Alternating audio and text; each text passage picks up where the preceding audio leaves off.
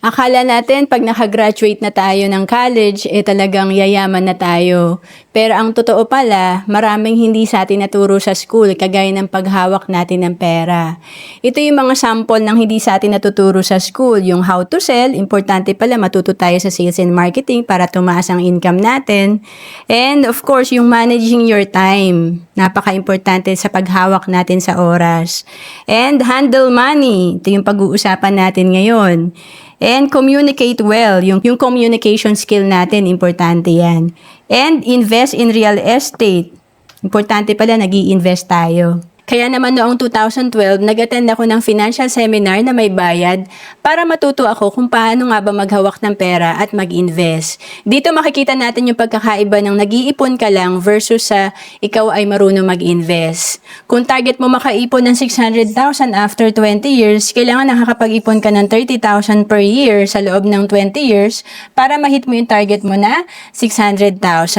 Pero pag marunong kang mag-invest, kagaya sa Kaiser na 7 years ka lang mag-iipon ng 30,000 per year, sa total investment mo na 209,377, after 20 years, pag nag-mature na yung Kaiser mo, ito ay nasa almost 600,000. So, anong gusto natin? Tayo ay mag-iipon ng 7 years o 20 years ng 30,000. Siyempre, mas gusto natin na sa investment para mas mabilis mag-grow yung pera natin. Ang Kaiser ay 3-in-1 na. Ito rin ang sinimulan kong savings program noong 2012.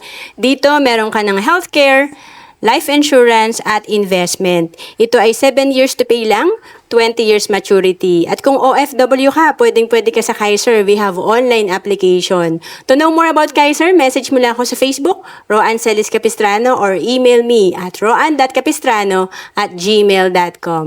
Bawat Pilipino dapat maging handa sa mga oras na hindi natin inaasahan.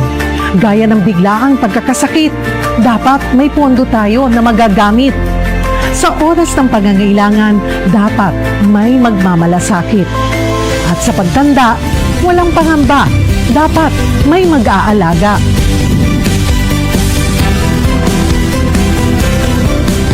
Ganyan mag-alaga ang Kaiser.